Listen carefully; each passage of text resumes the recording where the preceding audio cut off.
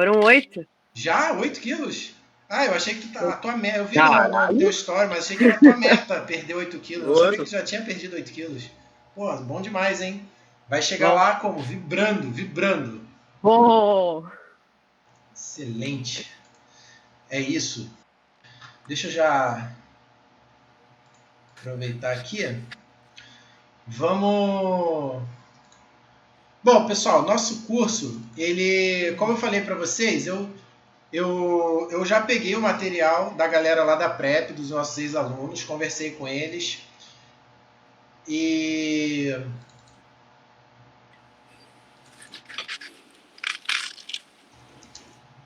aula 1.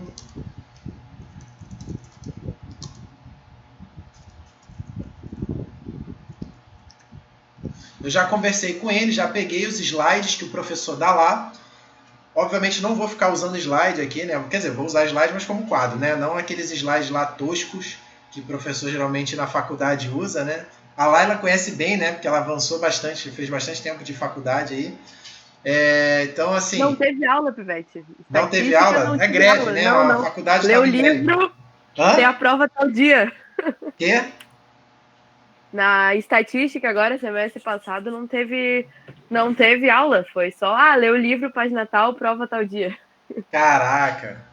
Mas tu não tá fazendo contabilidade. Ah, estatística é a cadeira, né?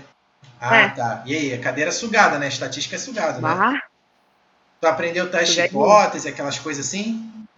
Não aprendi não, eu tentei ler. Bitolou e Aprender fez, né? não. Mas é isso, a faculdade é isso aí, bitolou e fez, né? Caraca. Vamos lá. Pessoal, então, eu já peguei o material.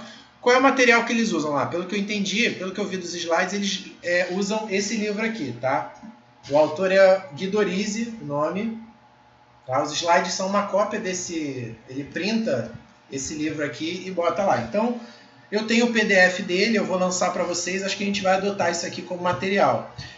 Tá? Eu até tenho um material de cálculo que eu uso na turma exatas para a EFON e para a Escola Naval, para preparar.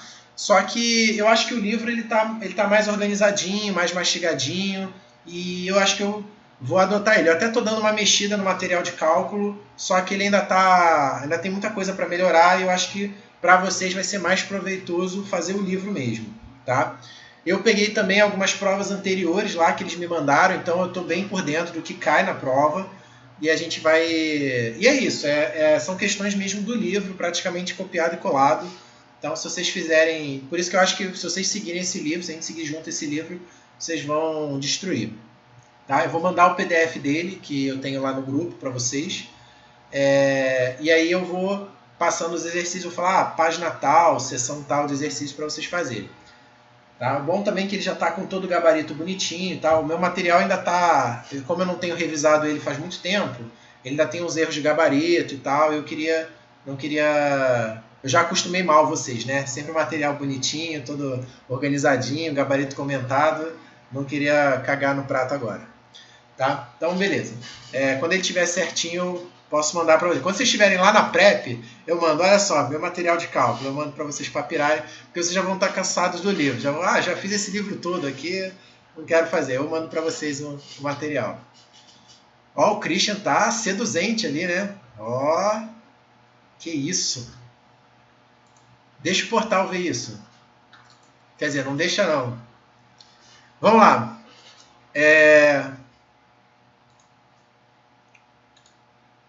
Então, bom, a primeira coisa que eu queria dizer para vocês é que cálculo é uma matéria que assusta muito, né, os alunos. Só que ele assusta mais porque os alunos que chegam para fazer cálculo, eles chegam muito sem base, tá? Não que o cálculo seja exatamente difícil, mas é que os alunos chegam muito sem base. Então, assim, para você poder fazer um bom cálculo, você tem que ter um bom ensino médio, uma boa teoria de ensino médio, coisa que a maioria dos alunos não tem. Vocês que fizeram o concurso, vocês estudaram muito aquela matéria de ensino médio.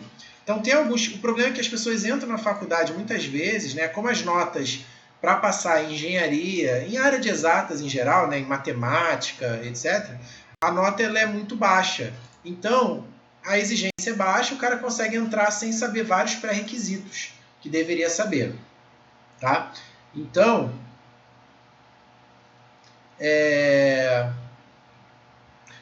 por isso que a galera sente muita dificuldade. Então, exemplos de assuntos. Ó, já vou colocar aqui, mas só de curiosidade. Ó, coisas que vocês precisam saber ou que, se vocês tiverem dificuldades, a gente pode revisar. Tá? Coisas que vocês precisam saber. Ó, faturações, tá? Aquelas faturações lá do início do ano, né? Produtos notáveis e faturações. Vocês precisam saber polinômios também, vocês têm que lembrar, achar a raiz de polinômios. Tá? Vocês têm que saber gráficos de várias funções, tá? O máximo possível das funções clássicas, né? Modular, funções trigonométricas e tal. Você tem que saber funções trigonométricas, saber álgebra com trigonometria, né? Você tem que ter uma boa base de trigonometria, logaritmos, né? Coisa que a galera entra na faculdade sem saber, né? Mesmo quem faz para a área de exatas. Você tem que saber geometria analítica, GA, entendeu? Você tem que saber calcular, saber equação da reta, equação da circunferência. Tudo isso são pré-requisitos que se usa muito lá no cálculo e a galera simplesmente não sabe, entra sem saber isso aqui e aí por isso que sofre muito para estudar cálculo. Vocês vão ver que como vocês têm uma base boa, né, a matéria ainda está fresca na cabeça de vocês, isso aqui vai ser tranquilo. Tá? Outro detalhe que eu queria falar é com relação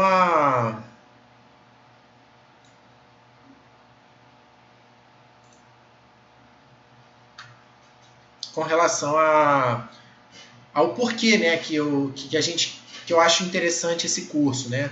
Eu acho muito interessante porque vocês sabem, né? Não sei se vocês já tiveram essa experiência. Quem já foi do CPOR sabe que a nota é muito importante, tá? E as avaliações no Exército, tudo é medido através de nota. Então, se você é bem classificado na turma, você ganha uma série de vantagens que vão desde algumas que são mais objetivas, como por exemplo, você poder escolher qual curso você quer, né? Então, muitos de vocês devem ter sentido isso quando tiveram no CPOR.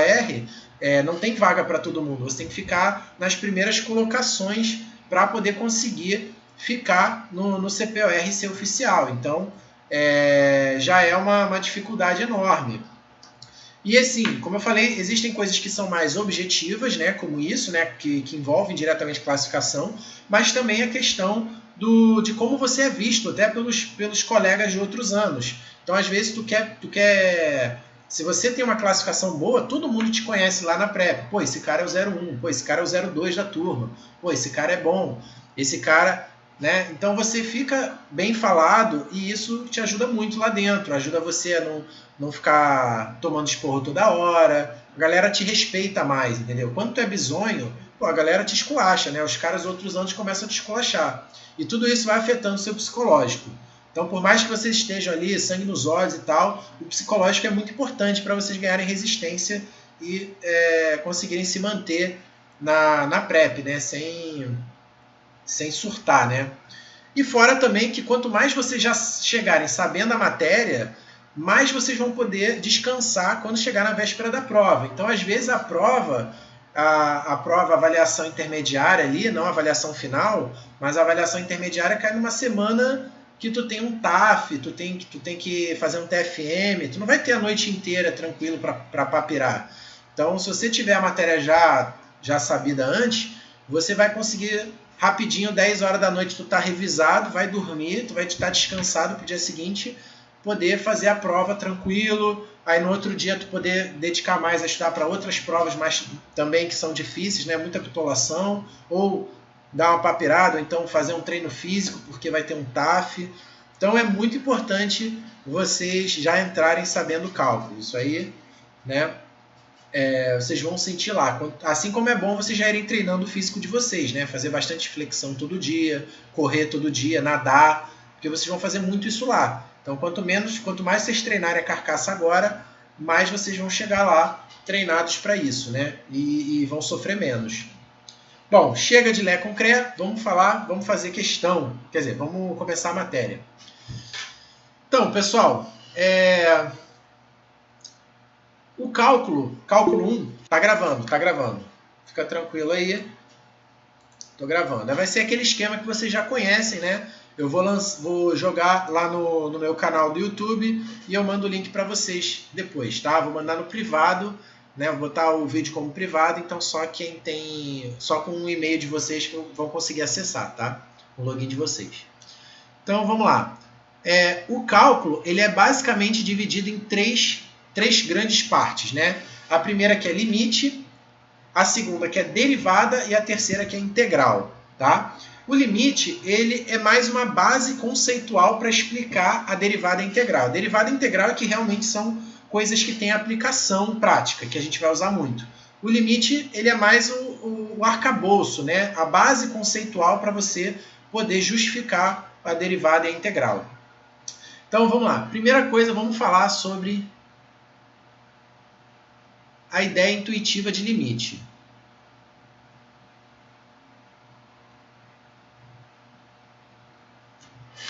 Tá? Então vamos lá. Então, primeiro, o que seria o limite? O que significa o símbolo? Limite de uma função f de x quando x tende a um número a. Isso aqui vai ser o quê? A gente vai ler como limite de f de x quando x tende ao número a. Tá certo? Tá? E qual é a ideia por trás disso aqui? A ideia é você analisar qual é o comportamento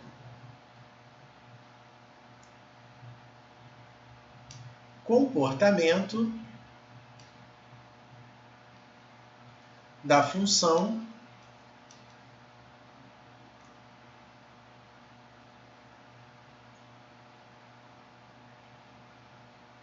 quando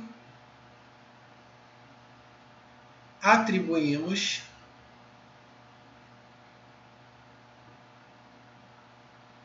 a x valores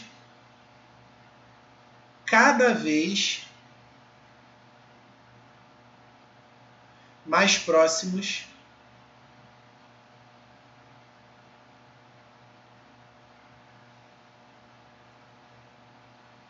de A. Tá? Então, essa é a noção de limite. O que é o limite, então? Limite é qual é o comportamento que a função tem quando a gente atribui a x valores cada vez mais próximos de um número A. Então, por exemplo, imagine que eu tenha a função f de x igual a x mais 1. E eu quero saber quanto seria o limite de f de x quando x tende a 1. Certo? Ou seja, para que valor a função se aproxima, né? De qual valor ela está se aproximando, quando eu atribuo a x valores cada vez mais próximos de 1. Então vamos analisar isso graficamente primeiro.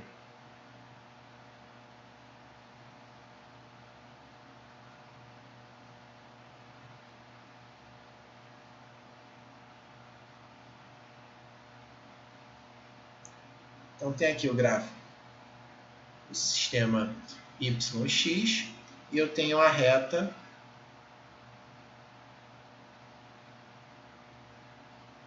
a função, né, f de x igual a x mais 1. Gráfico da função f, né, que é a função f de x igual a x mais 1. Aí repare, ó, aqui está 1. Ok? F de 1 é quanto? F de 1 é 2, certo? Porque a função é x mais 1, mais 1, 2. Aí o que acontece? Se eu atribuir a x valores cada vez mais próximos de 2, o que vai acontecendo? Ó, se eu atribuo a x esse valor, ou esse valor, o valor do y, ou seja, o valor da função, vai ficando cada vez mais próximo de 2. Quando eu atribuo a x valores cada vez mais próximos de 1, a função vai ficando cada vez mais próxima de 2. Repare que eu posso atribuir a x valores à esquerda de 1, ou também posso atribuir a x valores à direita de 1, ou seja, valores maiores que 1.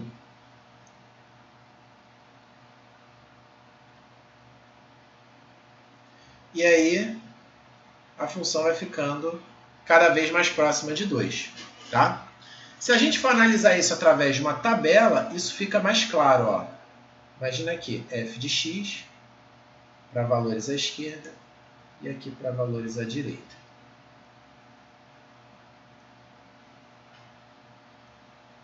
Então, olha só. Se a gente atribuir valores cada vez mais próximos de 1, então, por exemplo, 0,9. Quem vai ser f de x? 0,9 mais 1, 1,9. Se eu atribuir a x o valor 0,99, 0,99 mais 1 dá 1,99. Se eu atribuir a x o valor 0,999, f de x vai ser 1 mais 0,999, que vai ser 1,999. Ou seja, quanto mais próximo o x fica de 1, mais próximo o f de x fica de 2. Certo? Mas como eu falei, eu posso me aproximar de 1 tanto por valores menores que 1, quanto por valores maiores que 1. Então vamos ver o que acontece se eu atribuir a x valores maiores que 1. Por exemplo, 1,1. Quanto que eu vou encontrar? 1 mais 1,1 dá 2,1. Se eu atribuir 1,01, eu vou encontrar 2,01. Se eu atribuir 1,001, vou encontrar 2,001. Ou seja, quanto mais próximo o x fica de 1, mais próximo a gente vê o f de x ficar de 2. Certo? O que graficamente a gente já estava notando. Então, intuitivamente, nós percebemos que o limite, quando x tende a 1, de f de x é igual a 2. Tá certo? Faz sentido isso para vocês até aqui? Faz sentido. Faz sentido. Só que vocês devem estar pensando assim, tá, Eric, porra, para que eu estou estudando isso, né? É óbvio que se eu pegar a função x mais 1 e atribuir a x valores cada vez mais próximos de 1, é óbvio que isso vai dar f de 1, que é 2, né? Isso é óbvio. Para que você está fazendo isso, né? Não haveria necessidade disso, né? Beleza, só que a ideia do limite não foi criada para casos como esse, né? E casos como esse são óbvios. É claro que se eu atribuir a x valores próximos de 1, ele vai dar o valor, né, cada vez mais próximo de f de 1, que é 2. A ideia do limite foi criada para situações em que você não pode substituir o x por 1. Então, olha só, vamos ver um outro exemplo. Imagina que eu tenha a função agora, f de x, igual a x ao quadrado menos 1 sobre x menos 1.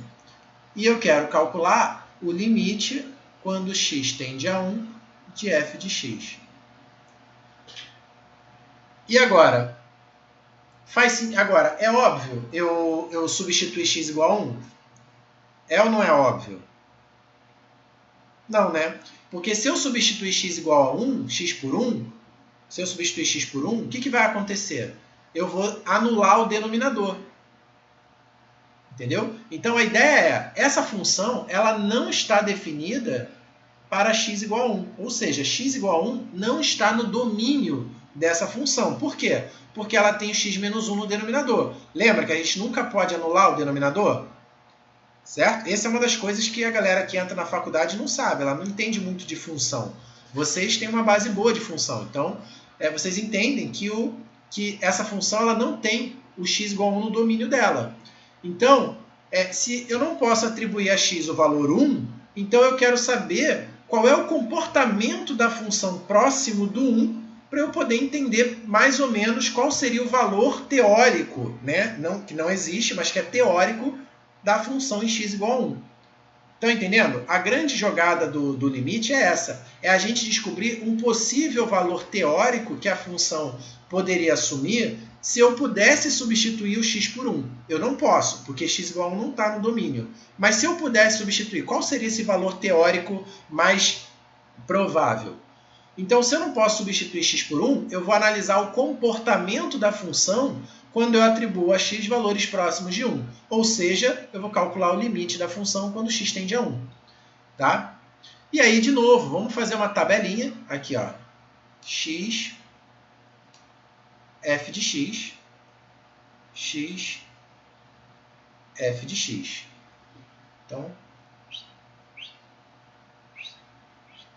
vamos lá. Se eu quero atribuir a x valores próximos de 1, ó, 0,9. Quanto vai dar o f de x?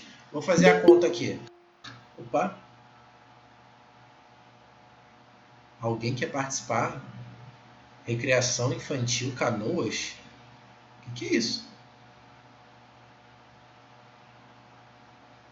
Caralho. Como é que chegaram no nosso... Ah, eu vou negar. Não sei quem é. Recreação infantil Canoas?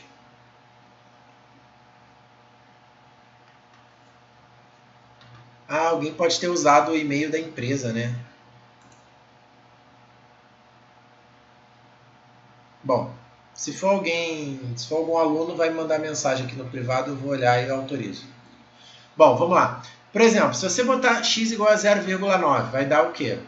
0,9 ao quadrado menos 1 sobre 0,9 menos 1. Isso aqui vai dar quanto? 0,81 menos 1 sobre menos 0,1, né? Aí aqui em cima vai dar menos 0,19 sobre menos 0,1. Dividir por 0,1 dá para andar uma casa para a direita. Isso vai dar 1,9. Então, olha só. Aqui dá 1,9, certo? Se eu jogar 0,99, eu vou fazer de cabeça. Vai 1. Vai dar 1,99. Fiz aqui rapidinho de cabeça. Tá? Se eu jogar 0,999, aqui vai dar 1,999. Ou seja, quanto mais próximo o x fica de 1, o que a gente está percebendo? Que o f de x está ficando próximo de quanto? Hein? 2. 2. Tá claro isso? Se o x está próximo de 1, o f de x está ficando cada vez mais próximo de 2. Dá para perceber isso substituindo os valores. E aí, como eu disse para vocês, não necessariamente eu vou atribuir a x valores próximos de 1 menores que 1. Eu posso também usar valores maiores que 1. Por exemplo, 1,1, né? E aí, fazendo a conta, vamos fazer aqui no cantinho, ó, 1,1 ao quadrado menos 1 sobre 1,1 menos 1. Isso dá 1,21 menos 1 sobre 0,1, que dá 0,21 sobre 0,1, que dá 2,1. Então, ó, aqui dá 2,1.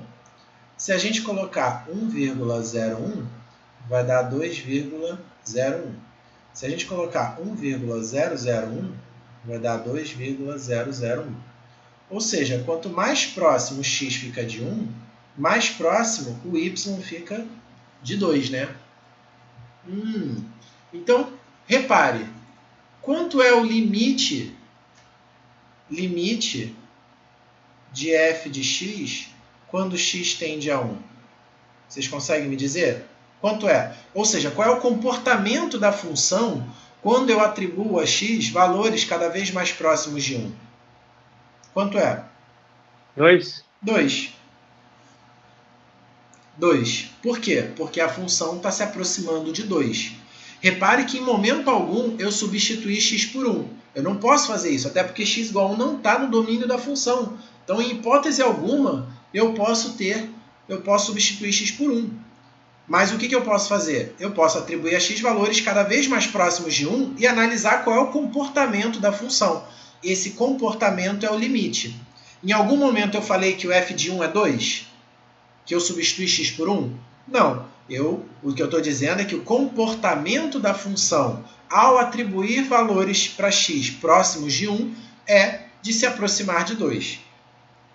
Tá certo? Vamos analisar isso graficamente. Repare, se você olhar para essa função aqui, ó, a função f de x, ela é... Vamos fazer o gráfico dela, né? X ao quadrado menos 1, né, pela fatoração, é x menos 1 vezes x mais 1 sobre x menos 1. Agora a gente vai cortar. Opa! Essa função é igualzinha à função x mais 1, porém com a restrição de que o x é diferente de 1. Ou seja, o gráfico dessa função é a própria reta x mais 1, exceto no ponto x diferente de 1. É como se eu pegasse a função y igual a x mais 1 e simplesmente multiplicasse e dividisse ela por x menos 1. Quando eu multiplico e divido, eu altero alguma coisa na função? Multiplico e divido pelo mesmo número? Não, né? A função é a mesma. A diferença é que eu passo a ter um termo com x menos 1 no denominador, então eu obrigo a função a não poder mais, o x a não poder mais assumir o valor 1. Ou seja, eu tiro um número do domínio, né? Um elemento do domínio. Então a função, o gráfico dessa função é o seguinte, ó.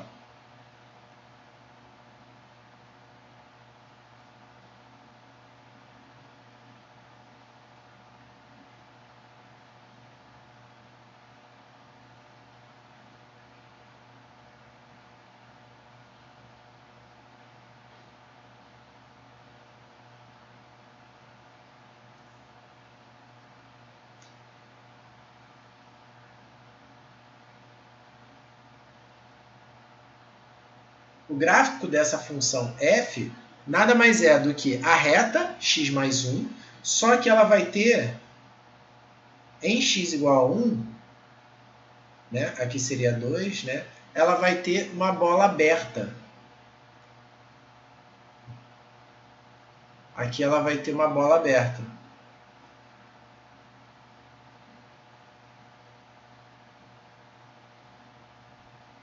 Entenderam? Esse é o gráfico dessa função. Ela é a x mais 1 em todos os pontos, exceto em x igual a 1, que ela tem uma bola aberta, já que x igual a 1 não está no domínio da função.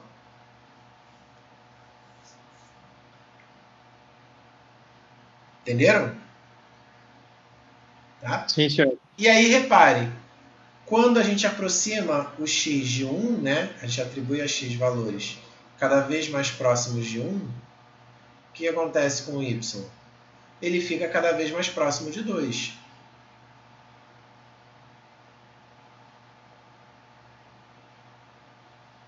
Isso é verdade. Entendeu? Independente do valor da função não estar definida em x igual a 1. Vocês estão entendendo que o comportamento da função não depende do valor da função naquele ponto? Só Sim, senhor. depende o que a gente chama de vizinhanças, né? Ou seja, nos pontos, nos valores de x próximos do 1, mas não no x igual a 1. O valor do x igual a 1 não interessa. A função pode nem existir em x igual a 1, que o limite vai existir. Entenderam? Então, isso é importante. Tá? O limite ele não depende da função no ponto. Vocês têm que ter isso muito claro na mente de vocês. Por quê?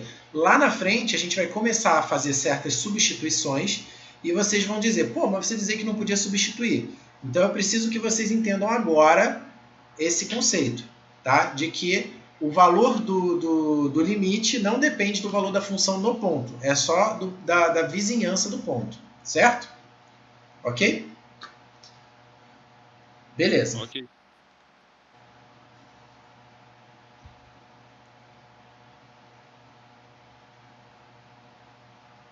Show.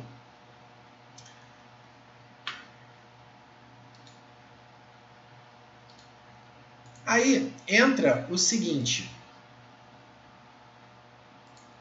Entra agora um conceito que é o conceito de limites laterais.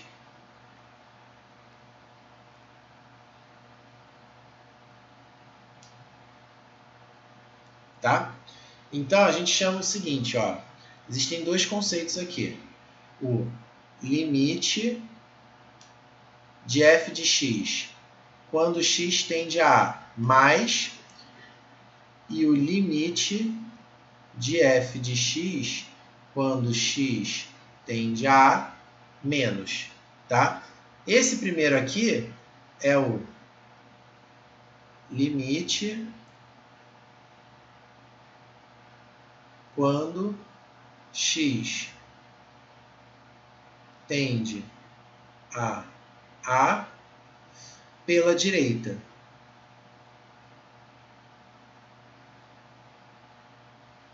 Tá? E o outro é limite quando x tende a, só que pela esquerda. Ou seja, é o comportamento da função quando a gente atribui valores a x, só que maiores que x e menores que x. Aquilo que eu tinha falado anteriormente já. Então, por exemplo,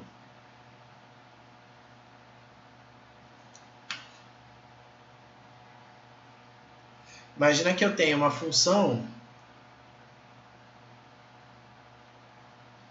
que ela é definida por partes. Ou seja, ela tem mais de uma sentença que a define.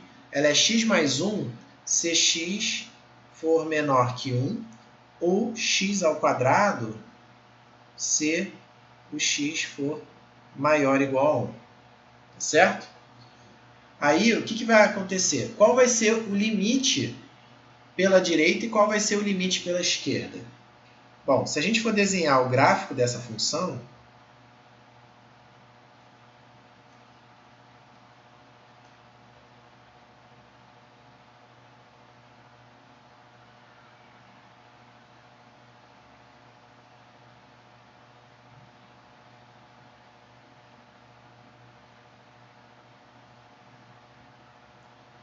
x, y.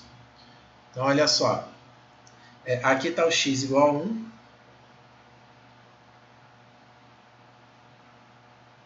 Opa.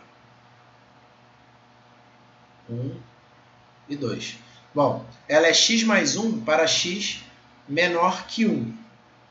Então, ó, se x igual a 1, ela dá 2. Então, é essa reta aqui.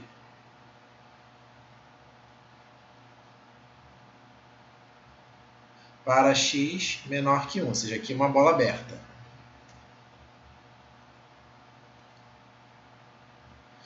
E para x maior ou igual a 1, ela é x ao quadrado, ou seja, é a parábola que vem daqui, passa no ponto 1, aqui. Sendo que para x igual a 1 ela está na parábola, né? Certo? Então, repare, se a gente quiser calcular o limite de f de x quando x tende a 1 pela esquerda, né? Ou seja, por valores menores que 1, vai dar quanto? Ó, se eu atribuir a x valores menores que 1, a função está se aproximando de quanto? Está se aproximando de 2, né? Ah, mas f de 1 não é 2. Importa isso? Sim ou não? Não. Não, exatamente, não importa. Então, assim, o valor do limite pela esquerda é 2. Por quê? Porque a gente está interessado no comportamento da função. Ou seja, de qual valor ela está se aproximando. Né? Agora, e o limite de f de x quando x tende a 1 pela direita? Vai ser o quê? Ó, se eu atribuo a x valores próximos de 1, só que à direita de 1, eles vão tendendo a 1, né? Tá vendo? Então, os limites laterais podem dar coisas diferentes. Ok? Podem dar coisas diferentes. Então, aqui entra o seguinte.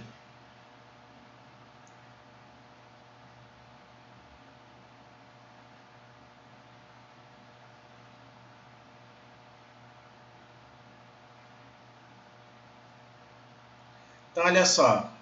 Nós dizemos que existe o limite de f de x quando x tende a A, quando os limites laterais são iguais, ou seja, o limite quando x tende a A pela direita de f de x é igual ao limite quando x tende a A pela esquerda de f de x. Ou seja, a gente diz que o limite existe quando os limites laterais são iguais, quando eles coincidem. Se eles são diferentes, a gente diz que o limite não existe. Então, nesse caso, por exemplo, não existe o limite quando x tende a x tende a 1, no caso, de f de x. Por quê? Porque os laterais são diferentes, né? Ou seja, pela direita, a função está tendendo a se aproximar de 1. E pela esquerda, a função está tendendo a se aproximar de 2. Então, como os limites dão como ela está se aproximando de coisas diferentes, o limite não existe. Tá? Por outro lado, nesse primeiro exemplo aqui, o limite existe, né? O limite dá 2. Por quê? Tanto pela esquerda quanto pela direita, a função está se aproximando do mesmo valor, que é 2. Né? E repare que não importa qual é o valor da função em x igual a 1. Né? O f de 1 sequer existe nesse exemplo. Né? Então, repare que a existência do limite não importa se o valor da função no ponto existe. Tá? A função pode nem, o x igual a 1 pode nem estar no domínio da função, mas o limite quando x tende a 1 pode existir. A ideia é exatamente essa, a gente poder trabalhar com pontos que não estão no domínio da função. Beleza? Agora a gente vai falar do conceito de continuidade.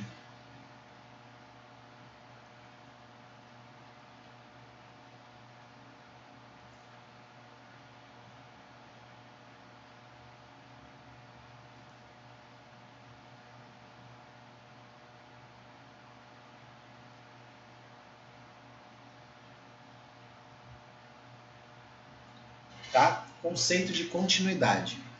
Então, olha só. O que é uma função contínua? Tá? Vamos tentar entender conceitualmente. Tá? Imagina que eu pegue a função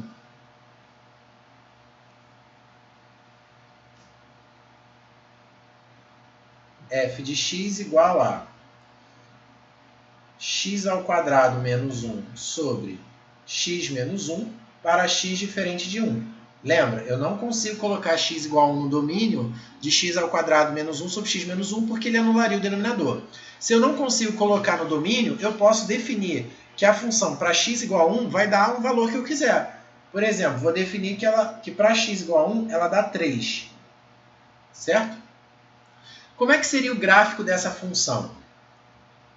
Bom, se a gente fosse analisar o gráfico dessa função, a gente veria o seguinte, ó.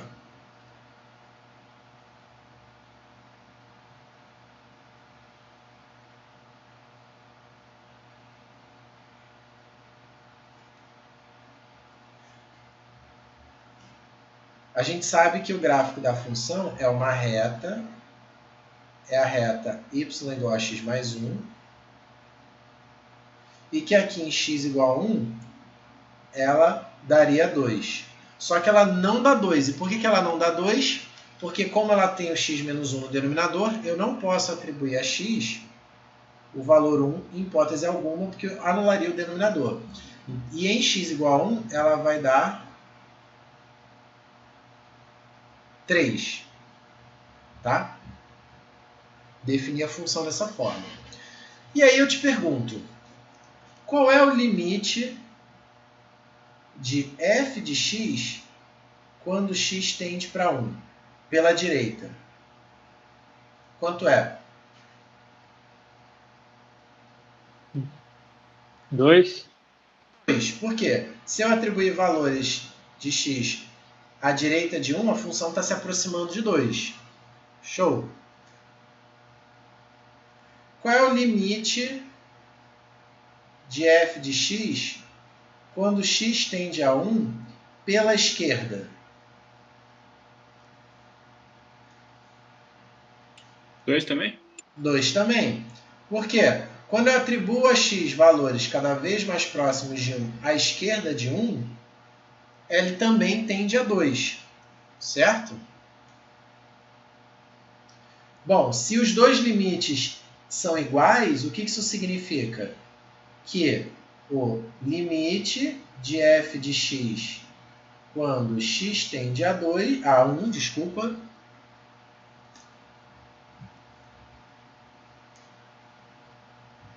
é igual a 2, certo? Então a função quando eu aproximo x de 1, a função tende a dar 2. Mas quanto é o f de 1?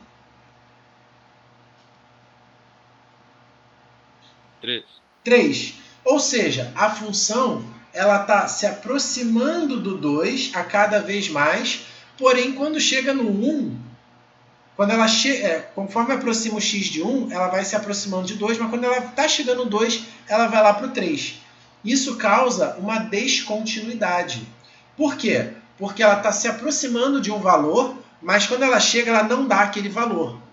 Então, o que acontece? A gente diz que uma função vai ser contínua quando o limite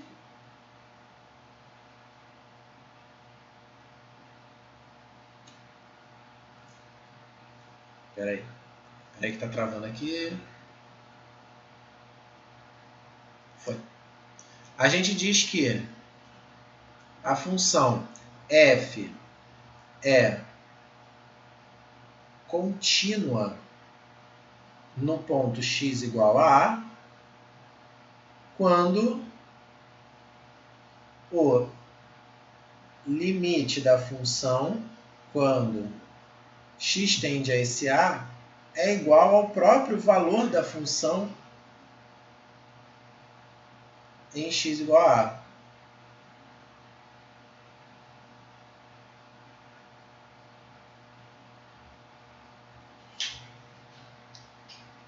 Entendeu? Ou seja, o limite de f de x quando x tende a é igual a f de a.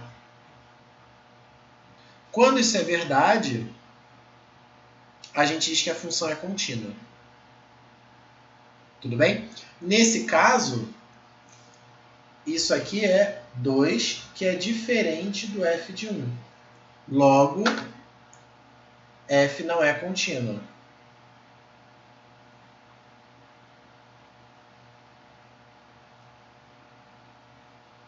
Em x igual a 1. Oi. Aquele primeiro exemplo que a gente teve, que era só uma reta, mas daí, tipo, tem que ser diferente de 1 porque o 1 não existe, né? Ah, então ela também era descontínua.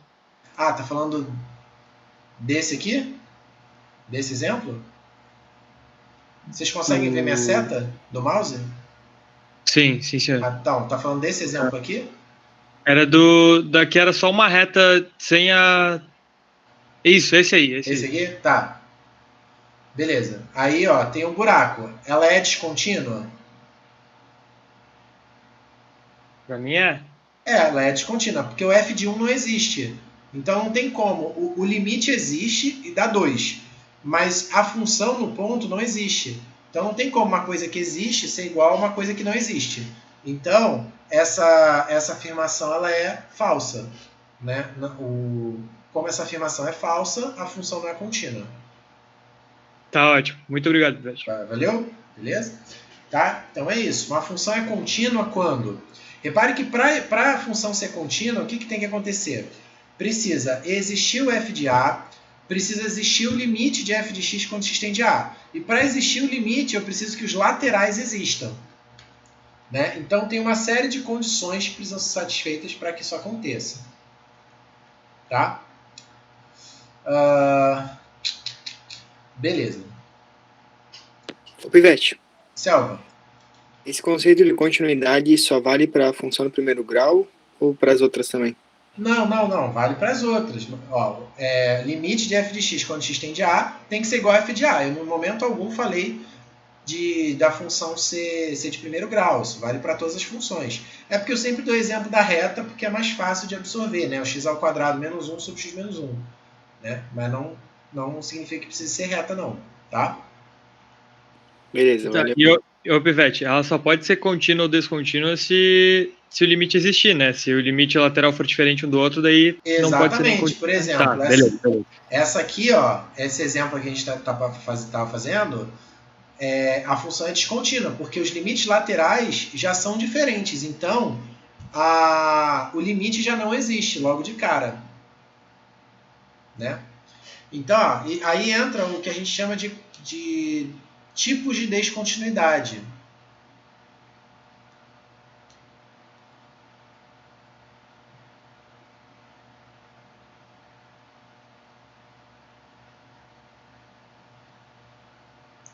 Tá? Tipos de descontinuidade. Então, a gente classifica as descontinuidades em dois tipos. Tá? A gente classifica as descontinuidades em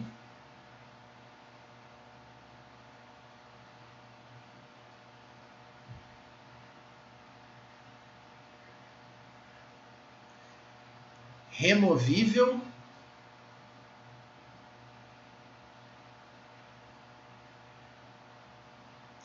e não removível.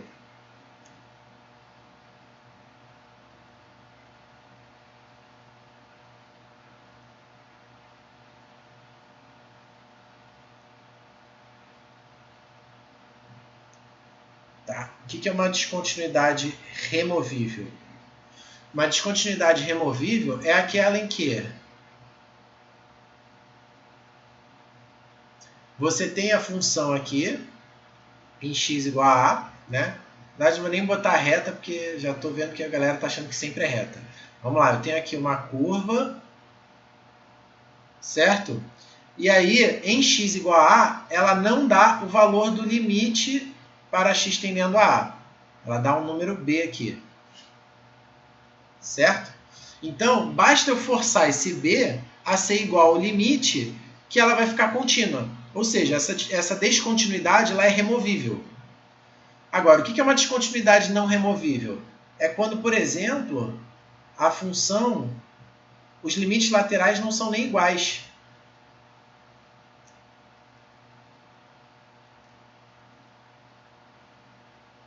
Porque aí não adianta, não interessa qual o valor que eu der para f de a, né? Ou seja, esse b aqui, não importa o valor que eu dê, ela sempre vai ser descontínua. Se eu botar lá em cima, vai dar descontínua, e se eu botar aqui embaixo, também vai dar descontínua.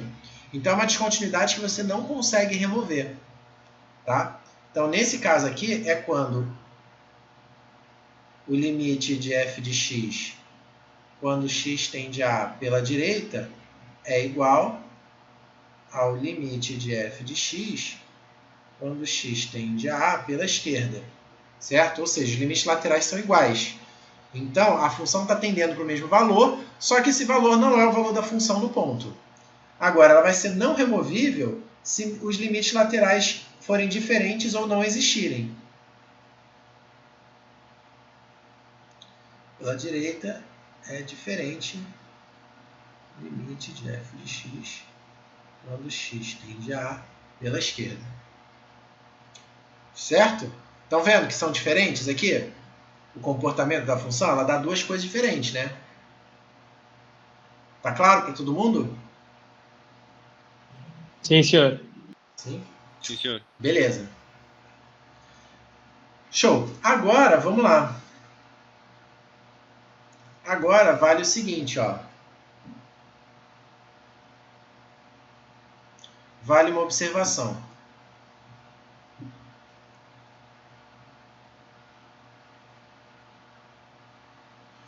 São contínuas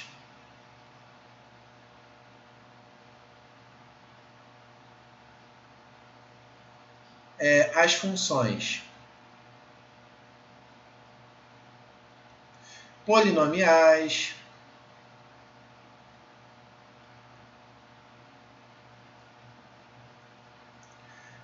sei lá, trigonométricas,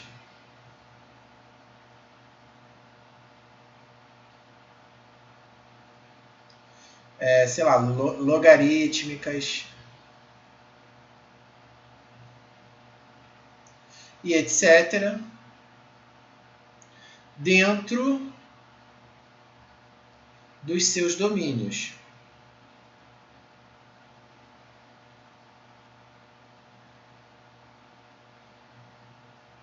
tá? Então, por que eu estou dizendo isso? Ó, por exemplo, eu quero calcular o limite de x ao quadrado menos 1 quando x tende a 2. X ao quadrado menos 1 é uma função o quê? É uma função... Fala, Bruno. Eu falo de segundo grau. Hã? Segundo grau, eu falo. Fala mais alto. Segundo grau. Função do segundo grau. É uma função polinomial do segundo grau. Então, ela é o quê? Ela é contínua. Se ela é contínua, então a gente sabe que para funções contínuas, o limite da função é igual ao valor da função no ponto, não é verdade?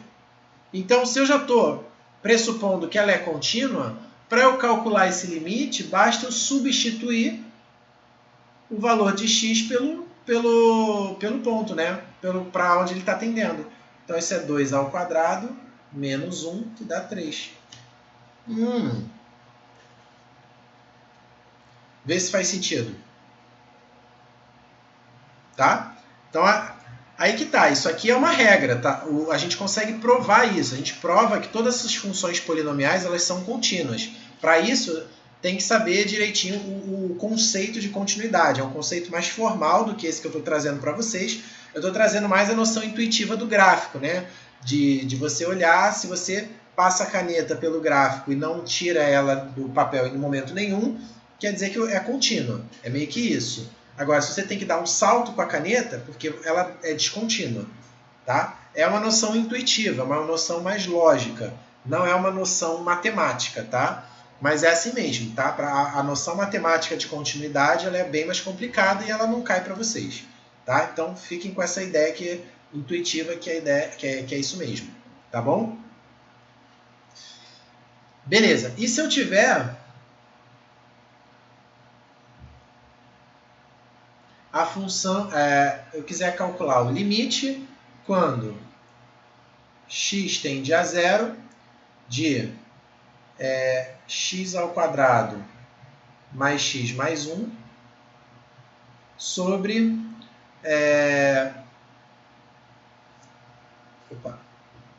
peraí.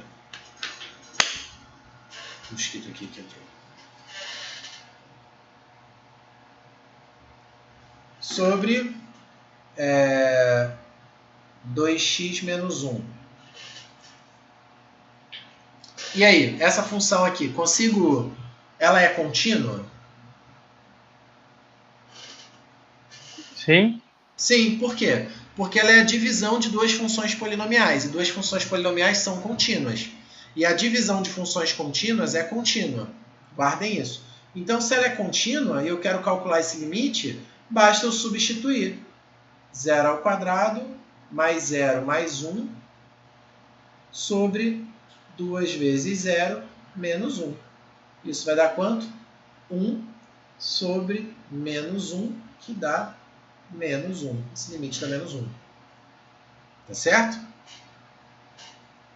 Onde é que ela não seria contínua? Em x igual a meio, né? Exatamente. Porque x igual a meio é um ponto que não pertence ao domínio dela. Por que não pertence ao domínio dela? Porque x igual a meio é um ponto que anula o denominador. Então, como eu falei, elas são contínuas dentro dos seus domínios. Tá? O x igual a meio não pertence ao domínio dela. Então, ela não seria contínua em x igual a meio. Aí, se eu não posso atribuir x o valor meio, aí eu teria que calcular o limite. Ou seja, analisar o comportamento. E aí que a gente vai ver daqui a pouco como é que faz isso. Mas eu quero que vocês entendam que não é sempre que dá problema. Às vezes o limite dá tranquilo. Por quê? Você analisa a função, vê que naquele ponto ela é contínua, tá, então é só substituir. Beleza? Ó, outra função... Pivete, Fala. quando eu não puder substituir, eu tenho que montar a tabela? Ou tem outro jeito de calcular? A gente vai... não, aí que tá. A ideia é a gente fugir da tabela, né? Porque a tabela é só uma maneira de vocês entenderem a lógica por trás. Mas a gente vai fazer sem a tabela, com certeza. Tá? Agora, o que acontece? Vamos calcular uma função clássica. Eu vi lá que nas provas eles cobram muito funções com módulo. Então, módulo limite quando x tende a zero de módulo de x sobre x. Como é que ficaria isso aqui?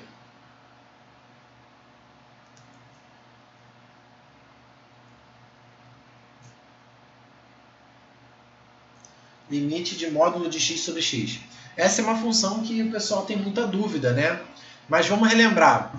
Módulo de x é o x sem o...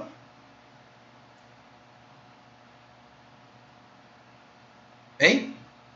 Sem Nada a ver, nada a ver. Nada a ver, pô. Nada a ver, nada a ver. Módulo não é um número sem sinal. Ah, mas eu aprendi com a minha tia no colégio que... Não, nada a ver. Nada a ver. Módulo não é um número sem sinal. O que é módulo de x? Módulo de x é x se, por um acaso, x maior que zero. Ou menos x se x for menor que zero. Logo, o que vai ser módulo de x sobre x? Vai ser x sobre x, ou seja, 1 se x for maior que zero. Ou menos x sobre x, ou seja, menos 1 se x for menor que zero. Então, a função módulo de x sobre x ela é o seguinte,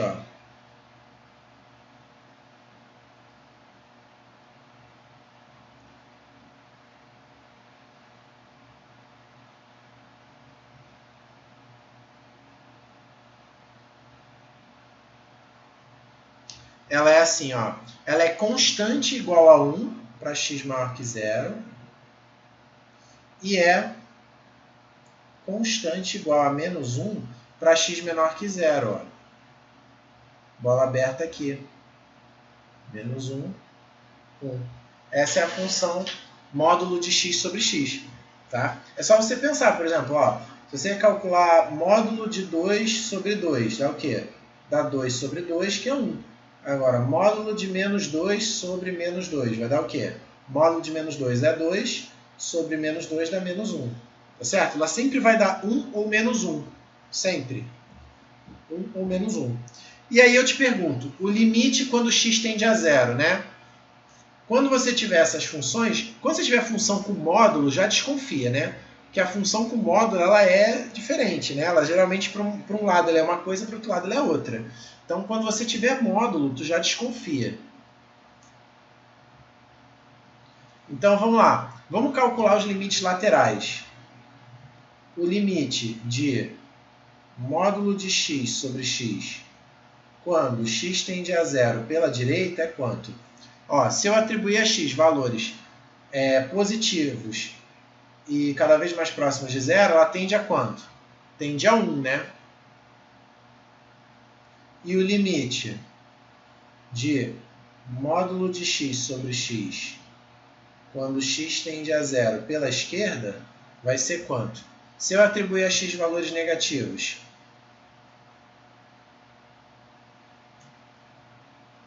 a função vai dando sempre menos 1, né?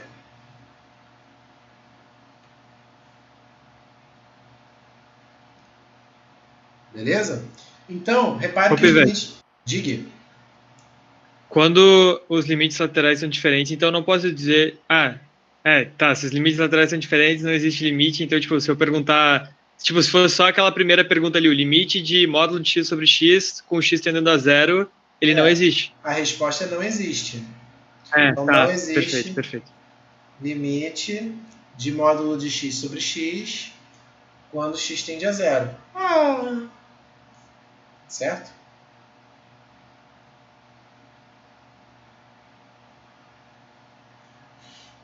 Não existe. Né? Então, às vezes, ele pergunta, geralmente quando o autor da questão é mais cuidadoso, ele bota lá no enunciado. Calcule o limite caso ele exista. Né? Calcule o limite caso ele exista. Então, ele já toma esse cuidado de falar da existência. Né? Ô, Pivete, uma dúvida aí sobre o módulo. Quando eu fazia, eu botava, tipo, sempre maior ou igual ou menor. Tipo, no primeiro ali, se x maior ou igual. Ah, boa pergunta, boa pergunta. Mas repare que a função módulo de x sobre x, ela não posso atribuir x igual a zero. Ela não tem zero no domínio. Por isso que eu botei... Você não está errado, aqui seria o certo dizer maior ou igual. Tá? Só que quando eu faço módulo de x sobre x, eu tenho que excluir o zero do domínio. Tipo uma condição de existência, então. Porque tem x no denominador. Então a condição de existência é que o x tem que ser diferente de zero. Não pode anular o denominador, né? Ah, entendi, valeu. Entendeu? Mas boa sua pergunta, faz total sentido. É por isso que a gente só vai analisar para positivo e para negativo, porque o domínio dela é x diferente de zero. Tá? Isso aí, cara. Meu orgulho. Vocês vão destruir lá na SPSEC. Só perguntas boas. Bom, Bom, é isso aí. Vamos lá. Agora, já que a gente falou lá, agora fazer uma questão sobre tipos de descontinuidade. Ó. Eu falo o seguinte.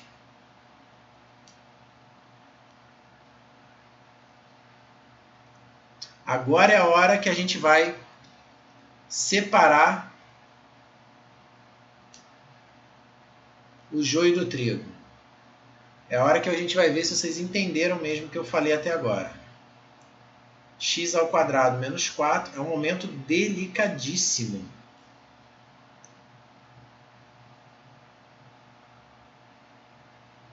Se x diferente de 2, P se x igual a 2.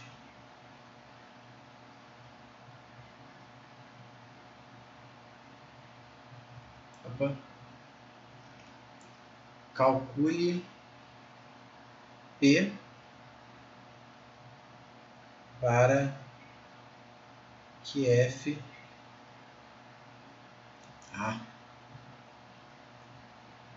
seja contínuo. Tá. Agora é a hora que a gente vai ver se vocês entenderam o que eu falei. Vamos lá. Bom, ele fala que a função tem que ser contínua e ele quer saber o valor do P, certo? Olha para essa função. Que função é essa? X ao quadrado menos 4 sobre x menos 2 para x diferente de 2. Por que ele tem que fazer x diferente de 2?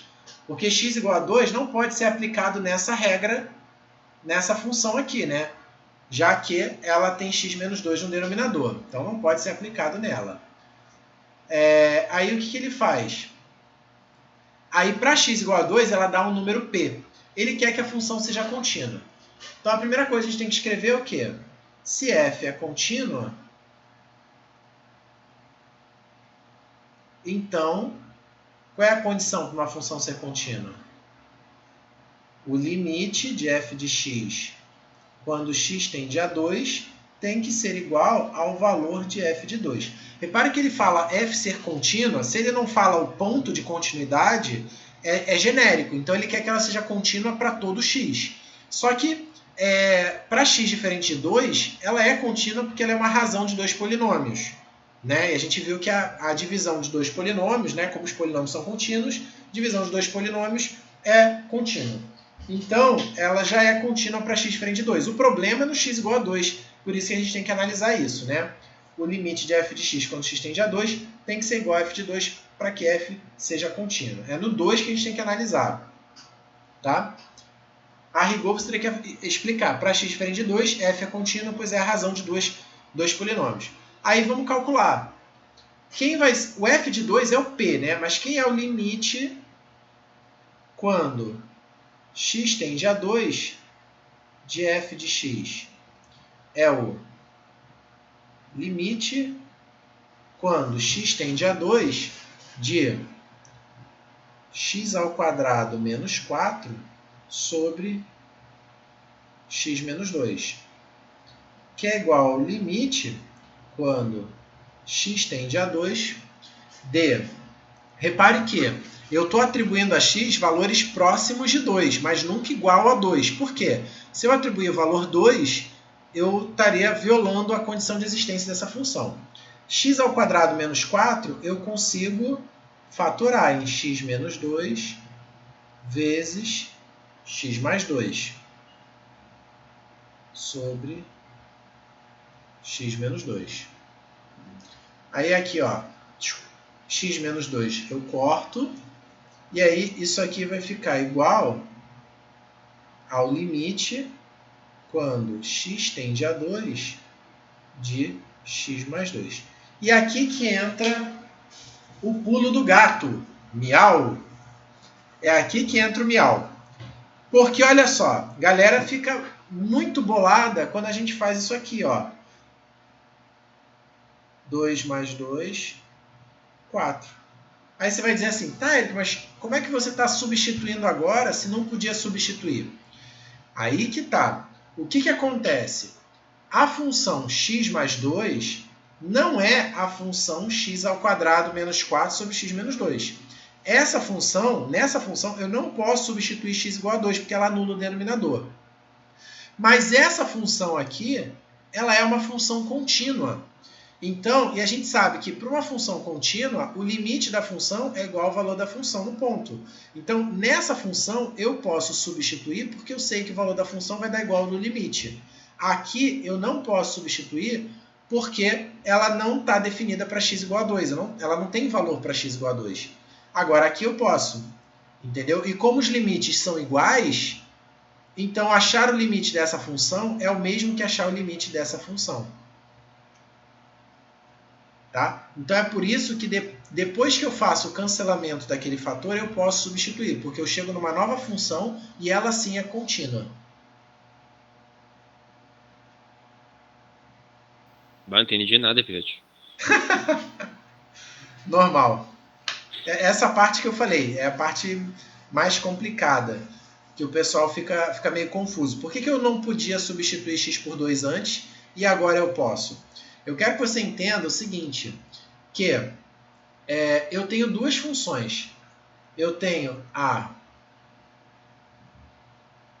essa aqui, que é a x ao quadrado menos 4 sobre x menos 2.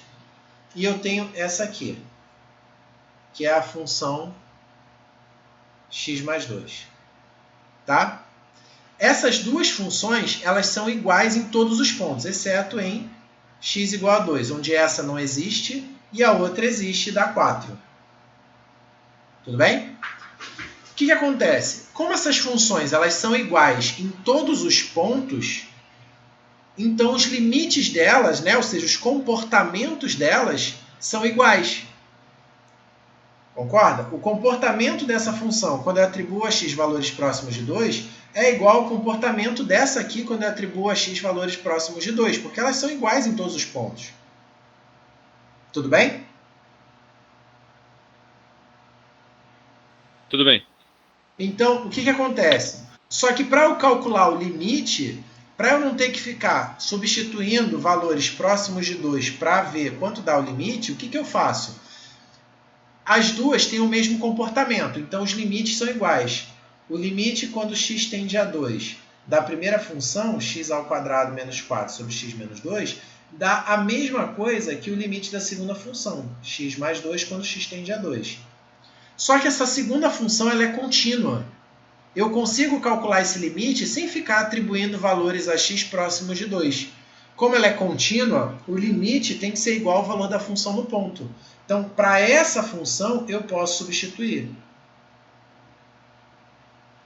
E como o limite dela é igual ao da outra, o da outra também dá 4.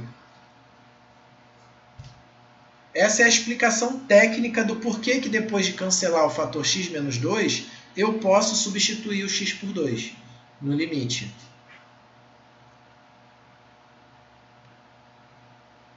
Tua cara de não entendi ainda e tô com vergonha de perguntar. Tá foda aqui. Tá foda, né? Não, normal. Deve ter mais gente que não tá entendendo, mas não tá falando. Vamos lá, gente. Fala aí. Alguém mais não entendeu? Ô, Pivete, Selva. se tivesse tipo x menos 1 embaixo, em vez de x menos 2, aí eu poderia substituir por 2? Porque, tipo, se eu não ver que dá pra cortar, como é que eu vou saber que tem que fazer Então, isso? Se eu tivesse x ao quadrado menos 4 sobre x menos 1, com x tendendo a 2, é isso? Seria esse seu exemplo? Isso. Aí ela é contínua. Por quê? É uma divisão de duas funções polinomiais, então ela já é contínua. E x igual a 2 pertence ao domínio dela. Por quê? O domínio dela é x diferente de 1. 2 está no domínio, então ela é contínua. Se ela é contínua, é só substituir. 2 ao quadrado menos 4 sobre 2 menos 1. Isso dá 0. E se fosse tendendo a 1? Aí já é diferente. Limite, quando x tende a 1, de x ao quadrado menos 4 sobre x menos 1. A primeira coisa, 1 está no domínio da função? Não. Não. Então ela é contínua em x igual a 1? Não? Não. Certo? Se ela não está no domínio, não é contínua naquele ponto. É porque tem um salto. Pelo menos um salto ali tem. Então você não pode substituir x por 1. Se você não pode substituir x por 1, aí tem que ver o que vai fazer. Aí só as cenas do próximo capítulo. Aí calma. Beleza. Segura a sua vontade enorme de conhecimento, seu tesão pedagógico aí. Certo? Ok, valeu. Tá? A gente vai ver que no caso desse limite aqui, ele vai dar infinito. Mas isso aí é para daqui a pouco. Para depois.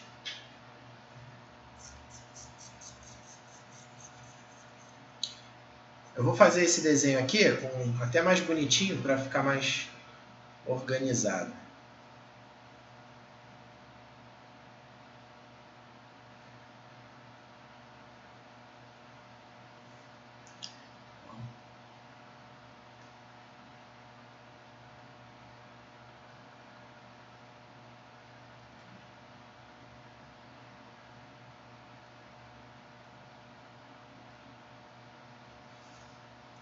Então, ó, repare. Essa aqui é a função y igual a x ao quadrado menos 4 sobre x menos 2.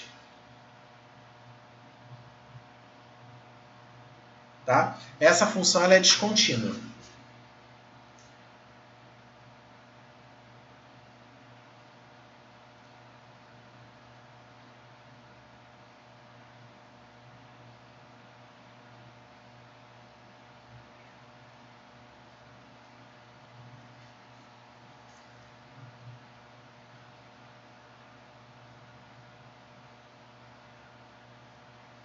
Essa função, y igual a x mais 2, é idêntica a x ao quadrado menos 4 sobre x menos 2. Só que ela é contínua. Você concorda que elas são idênticas? Por quê? Porque x ao quadrado menos 4 sobre x menos 2, isso aqui é x menos 2, x mais 2, sobre x menos 2, então vai cortar. Então essa função ela é sempre a x mais 2, só que ela tem a restrição do x ser diferente de 2. Certo? Tá? Então essas funções elas são idênticas em todos os pontos, exceto em x igual a 2, que uma existe e a outra não. Tá claro? Como elas são idênticas em todos os pontos, ela tem o mesmo comportamento. Concorda? Elas têm o mesmo comportamento. Quando eu aproximo x de 2, essa se aproxima de um valor. Essa, quando eu aproximo de 2, essa se aproxima de 4. Certo? Porque elas são iguais em todos os pontos. Então elas têm que assumir o mesmo comportamento, porque elas são idênticas. O comportamento de uma tem que guiar também o comportamento da outra. Elas são iguais.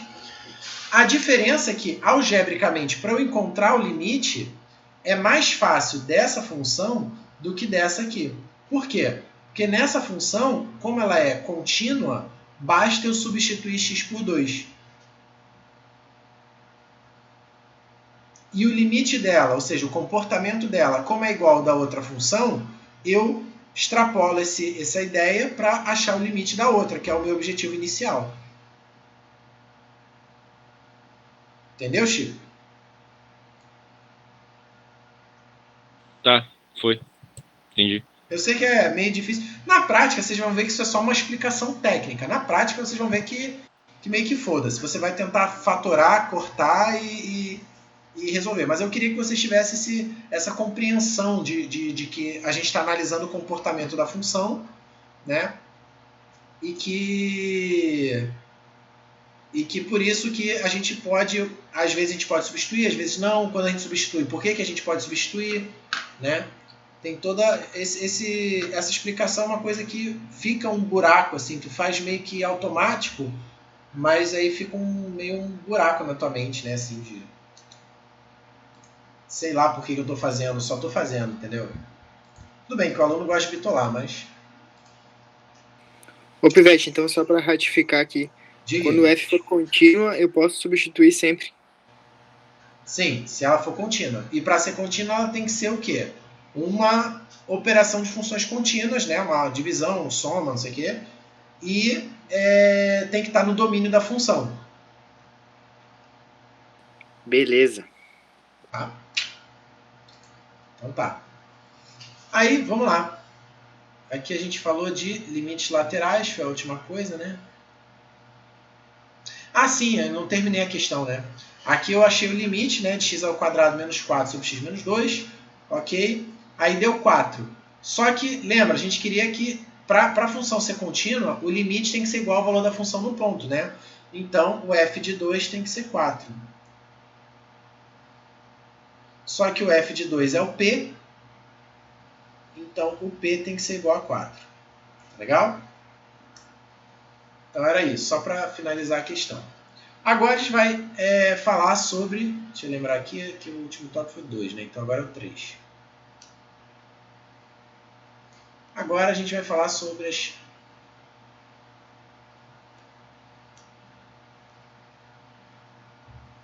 propriedades dos limites. Tá? Então vamos lá. Primeira propriedade, o limite da soma, vamos supor que limite de f de x, quando x tende a A, é um valor L1, é um limite L1. E limite quando x tende para esse mesmo A de uma outra função g de x é igual a L2. Tá? Então, primeira propriedade,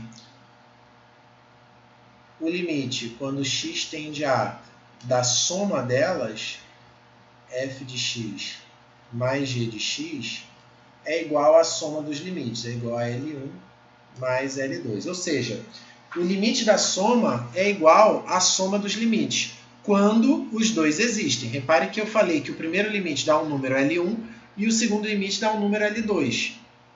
Tá? Eles têm que existir. Então não adianta. Se um existir e o outro não, aí não funciona. Tá? Cuidado com isso que vai ter pegadinha lá na frente que a gente vai falar. Próxima. O limite quando x tende a A do produto, né, f de x vezes g de x, ou seja, o limite do produto é igual ao produto dos limites, obviamente, quando os dois existem de novo. Terceira propriedade, o limite quando x tende a A de f de x sobre g de x é igual a L1 sobre L2, obviamente que nesse caso o L2, né, o segundo limite, tem que ser um número diferente de zero, tem que ter dado 2, 3, 5, não pode ter dado 0, senão você não pode fazer essa divisão. Tá?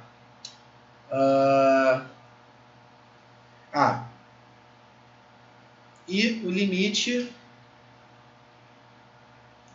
quando x tende a A de uma constante vezes a função f de x vai ser igual a k vezes L1. Ou seja, se você tiver uma constante multiplicando a função, você pode tirar essa constante para fora. Beleza? Tá, para que eu ensinei essas propriedades? Para a gente poder aplicar elas aqui nos exercícios. Então, por exemplo, eu tenho aqui limite quando x tende a 2 de x ao quadrado menos 4x mais 4 sobre x ao cubo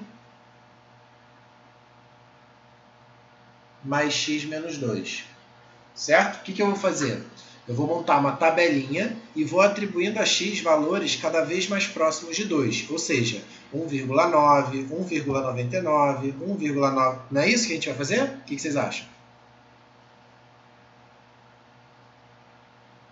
Acho que não. Acho que não. Claro que não.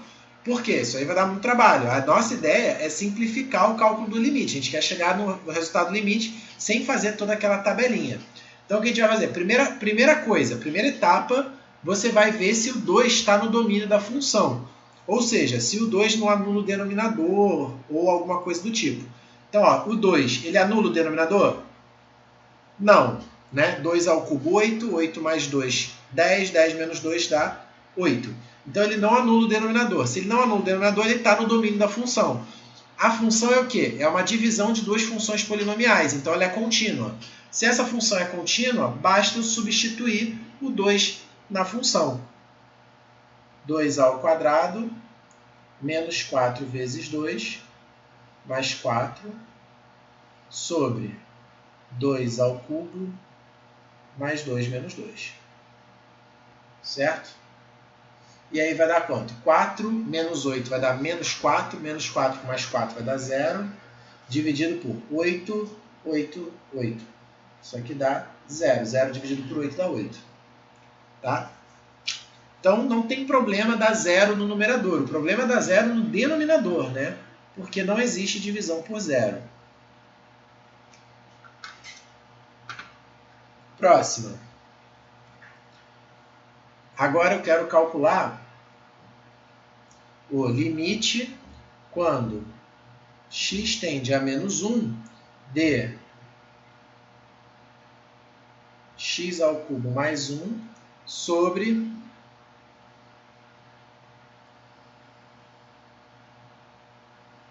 x ao quadrado menos 3x mais 2. Então, a primeira coisa que a gente tem que fazer é montar uma tabelinha e atribuir a x valores cada vez mais próximos de menos 1, certo? Não. Não é isso. Tá? O que a gente vai fazer? Eu vou primeiro ver se menos 1 está no domínio da função. Se eu substituir menos 1 no denominador, vai ficar menos 1 ao quadrado, menos 3 vezes menos 1, mais 2. Vai dar quanto? Opa, deu 0. Deu ruim. Ele anula o denominador. Então, não está no domínio da função. Então, eu não posso substituir menos 1 nessa função, porque o menos 1 não está no domínio dela. Agora, o menos 1, se você reparar, ele anula também o numerador, porque menos 1 ao cubo dá menos 1, com mais 1 dá 0. Então, a gente pode dizer que esse limite ele dá uma forma indeterminada que a gente chama de 0 sobre 0. Tá? Sempre que der 0 sobre 0, o que você vai fazer? Você vai tentar, significa assim, se o menos 1 está anulando o numerador e o denominador, e são funções polinomiais, a gente vai utilizar aquela regrinha lá de funções polinomiais. Quer dizer que, fazendo aqui uma observação, né, que a gente vai usar bastante, lembra lá de polinômio? Se x igual a alfa é raiz, então x menos alfa é fator. Lembra lá de polinômios? Então, x igual a 2 é raiz, x menos 2 é fator. X igual a menos 1 é raiz, x mais 1 é fator. Então, ambos os polinômios têm dentro deles o fator x mais 1, para que o menos 1 seja raiz. Então, vamos colocar esse fator para fora.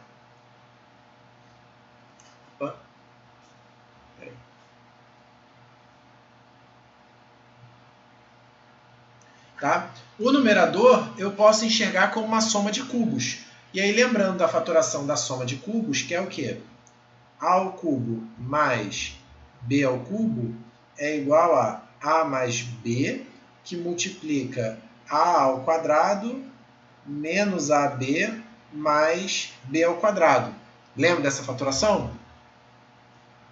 Então, ó, x ao cubo mais 1 vai ser x mais 1, que multiplica x ao quadrado menos x mais 1. E o denominador? Repare que no denominador a soma das raízes é 3 e o produto é 2. Como uma das raízes é menos 1, a outra tem que ser menos 2, né? Então, se menos 2 é raiz, x mais 2 é o outro fator. Então, os fatores são x mais 1 e x mais 2. Certo?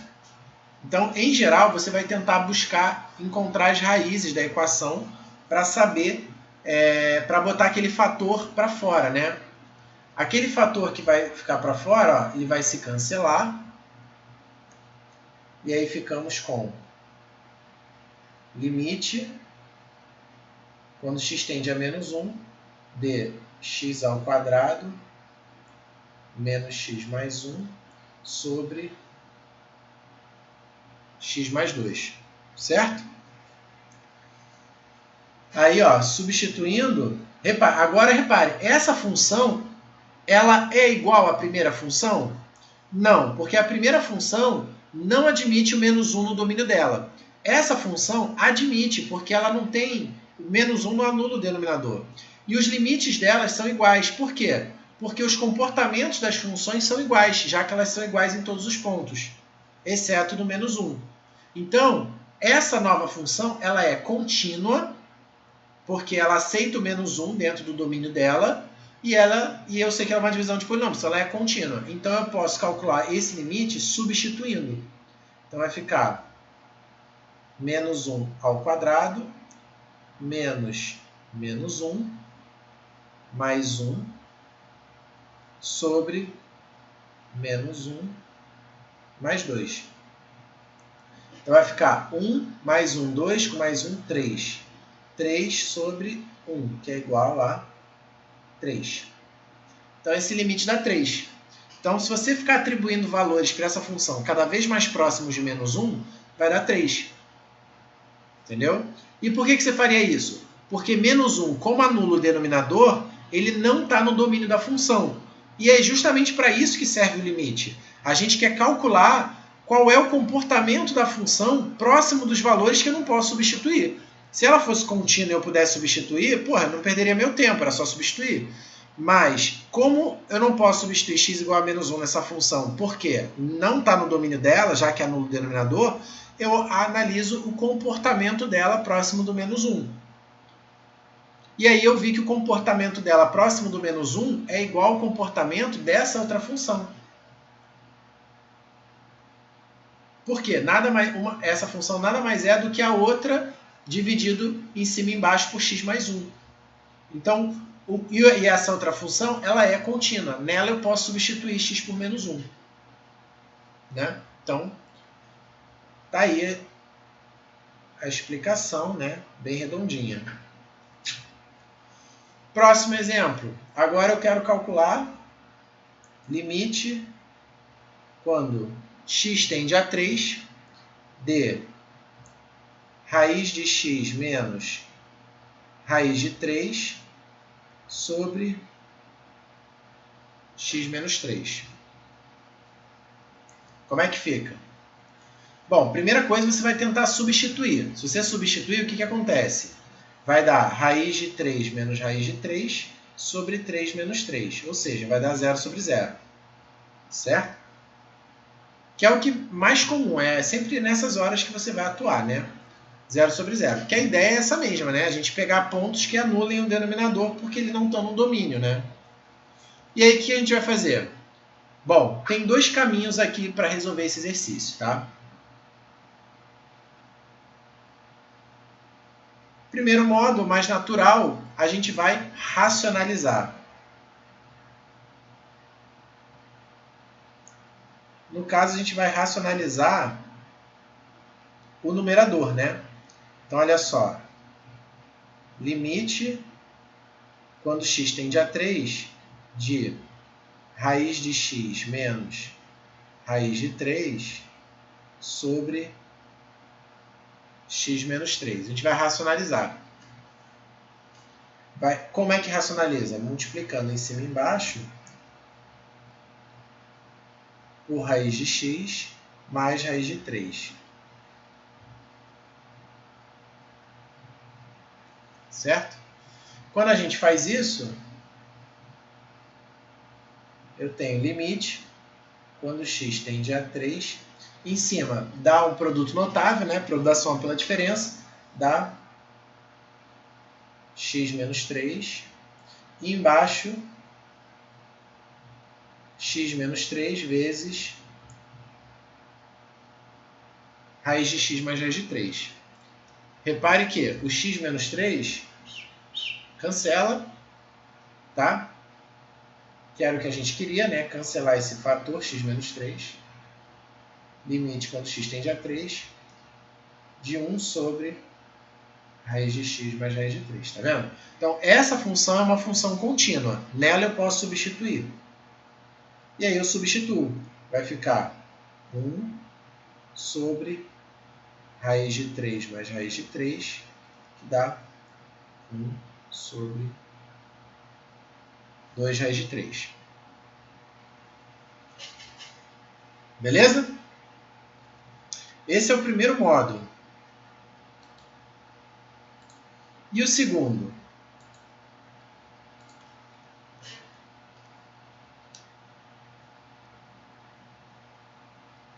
O segundo modo de resolver esse exercício é você aplicar uma mudança de variável.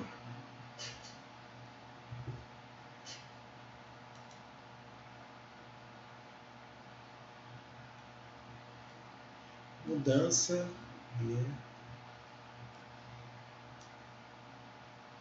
é você fazer o seguinte: eu vou chamar raiz de x, eu vou chamar de y, tá? Por quê?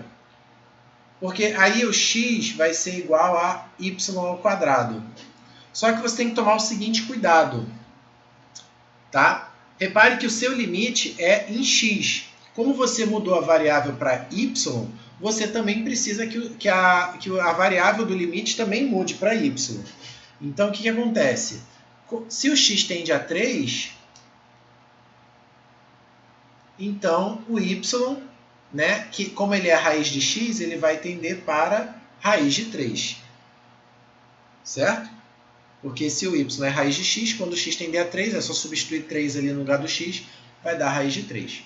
Então, esse limite, né, o limite quando x tende a 3 de raiz de x menos raiz de 3 sobre x menos 3 pode ser substituído pelo limite quando y tende a raiz de 3 de y menos raiz de 3 sobre y ao quadrado menos 3.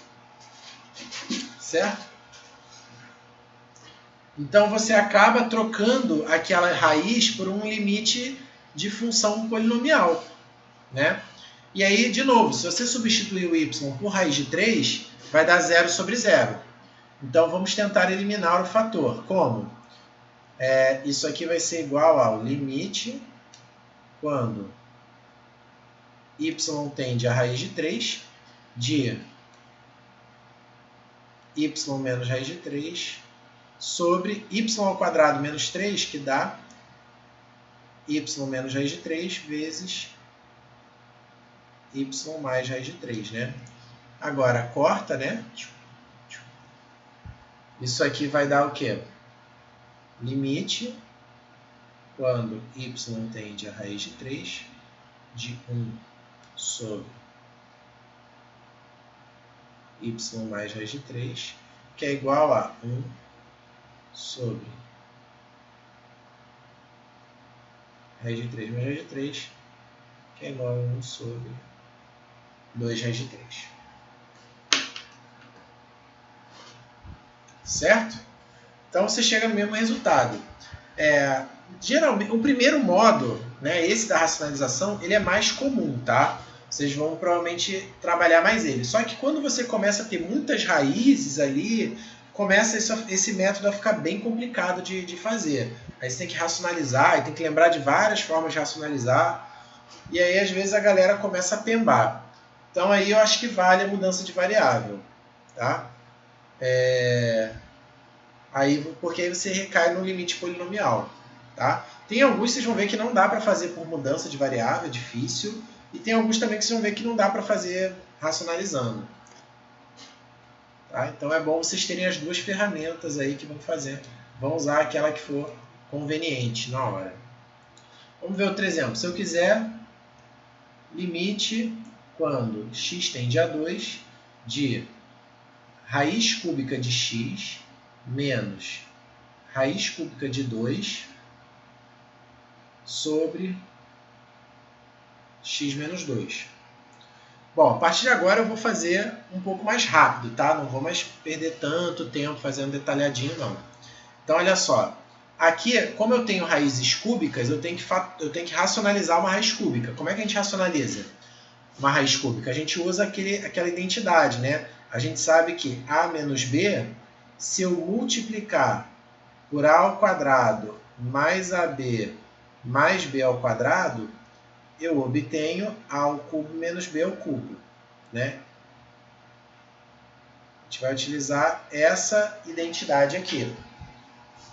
Então, repare, como eu tenho uma subtração, eu vou multiplicar em cima e embaixo pelo quadrado do primeiro, raiz cúbica de x ao quadrado, mais o produto deles, ou seja, raiz cúbica de x vezes a raiz cúbica de 2, mais o quadrado do segundo, raiz cúbica de 2 ao quadrado.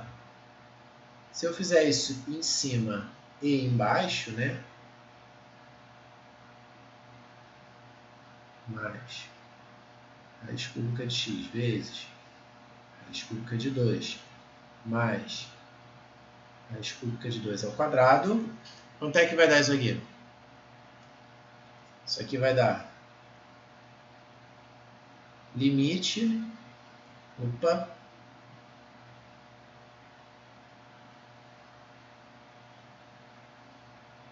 limite quando x tende a 2d. Aí, ó, produto notável, né? Eu tenho a menos b vezes a ao quadrado mais ab mais b ao quadrado. Isso vai dar cubo do primeiro menos cubo do segundo sobre x menos 2, que multiplica raiz cúbica de x ao quadrado mais raiz cúbica de 2x mais raiz cúbica de 4. Né?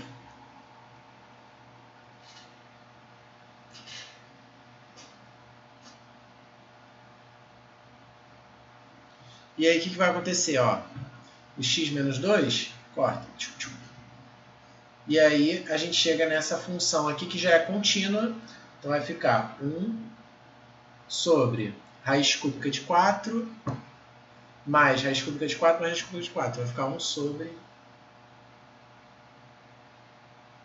3 raiz cúbica de 4. Se você ainda quiser racionalizar, o ideal é transformar o denominador num cubo perfeito, né? O cubo perfeito é o 8, né? Então você tem que multiplicar por raiz cúbica de 2 sobre raiz cúbica de 2. Aí vai ficar raiz cúbica de 2 sobre 2 vezes 3, 6, né? Raiz cúbica de 2 sobre 6.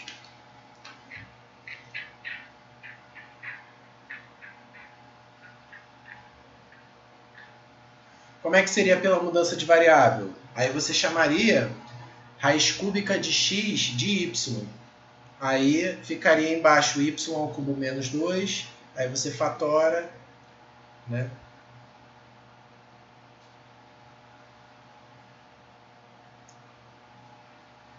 Beleza? Não, acho que Beleza. vamos fazer mais um aqui.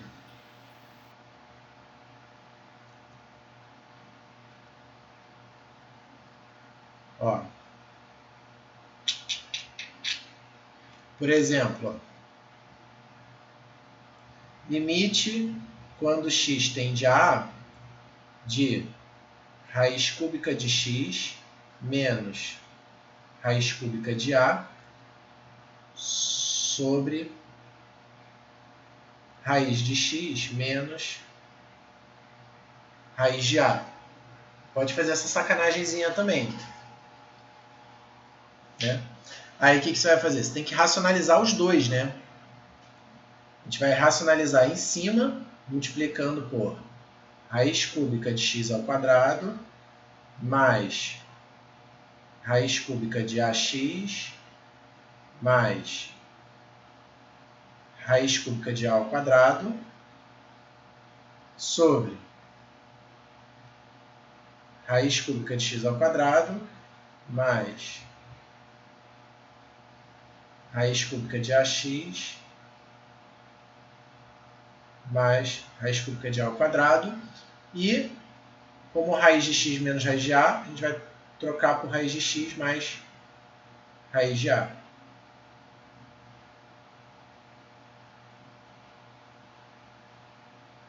Certo? Aí, ó, vamos lá. O que a gente tem agora? Limite, quando x tende a, de... Aí, ó, eu vou juntar esse com esse para dar cubo do primeiro, cubo do segundo. E esse aqui, eu vou juntar com esse aqui, né? Para dar quadrado primeiro menos quadrado segundo. Então, olha o que vai sobrar. Vai sobrar em cima x menos a vezes raiz cúbica de x ao quadrado mais raiz cúbica de ax mais raiz cúbica de a ao quadrado sobre, aí o raiz de x menos raiz de a com raiz de x mais raiz de a vai dar x menos a, que multiplica... Ah, não, fiz merda. Em cima sobra o raiz de x mais raiz de a, né?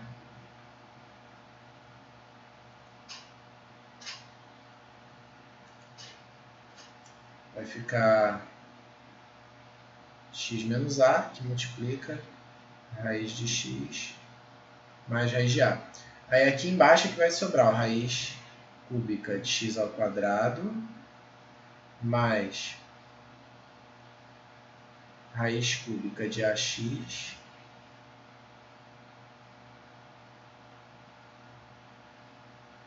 mais raiz cúbica de a ao quadrado. Aí, x menos a cancela. E aí, bom, substituindo, vai ficar raiz de a mais raiz de a, 2 raiz de a. E embaixo, raiz cúbica de a ao quadrado, 3 vezes, né? 3 raiz cúbica de a ao quadrado. Certo? Dá até para racionalizar aqui, multiplicando por raiz cúbica de a, né? Só para embaixo aparecer um cubo perfeito. E aí vai ficar 2 raiz de a vezes raiz cúbica de a sobre 3a, né? 3a. Aí dá até... Ó, isso aqui dá para fazer... Como eu tenho raiz quadrada vezes raiz cúbica, dá para fazer os dois como raiz sexta, né? Então, 2 raiz sexta de a ao cubo vezes a ao quadrado, né? Sobre a. Vai ficar 2 raiz sexta de a à quinta sobre a. Dá para deixar assim, né? Seria a forma racionalizada, mas não sei também. Foda-se, eu deixaria do 2 raiz de a sobre raiz cúbica de a ao quadrado. Ô, Pivete, embaixo não tem que ser sobre 3A? 3A. Eu comi o 3, né? Ah, perdão. Beleza? Beleza. Acho que já são 9h57, podemos parar por aqui. Vou mandar aqui para vocês uma lista do que vocês podem fazer. Eu mando lá no grupo. Eu mando lá, façam a página tal, de tal a tal, né? Já dá para vocês fazerem exercícios que envolvem essas racionalizações aí. Tem uma porrada de exercício aí que já é bom de fazer. Bom! Ele tem uns exercícios assim, são mais que vou te falar, tem na lista do professor, tá? Que são assim, são mais didáticos. Aí eu vou ver se para vocês não ficarem fazendo todos os itens, né? A, B, C, D, E, F, faz só, sei lá, o A, o C e o F. Vou ver se eu seleciono para não ficar tão chato. Ok? E eu mando para vocês lá no grupo. E aí, vocês gostaram da aula nesse modelo? Deu para curtir? Sim, senhor. Hã? Muito boa. Sim, senhor. O senhor já vai mandar agora de noite mesmo esses slides? Vocês já querem papirar agora de noite? Uou! Dormir com a matéria fresquinha? Posso mandar. Tu já quer os slides e a lista de exercício, né? Para papirar. Seria bom. Seria bom. Não, pode deixar. Vou gerar um PDF aqui e já mando lá para vocês. Feito. Beleza? Então tá, gente. Então, curtiram? Gostaram dessa parte aqui? Desse modelo também de aula? Muito, senhor. Muito bom. Muito bom, muito bom. O quadro tá ficando melhor, né? Quem me acompanhou ao longo do ano, né? Eu tô agora mais prática com a mesa digitalizadora.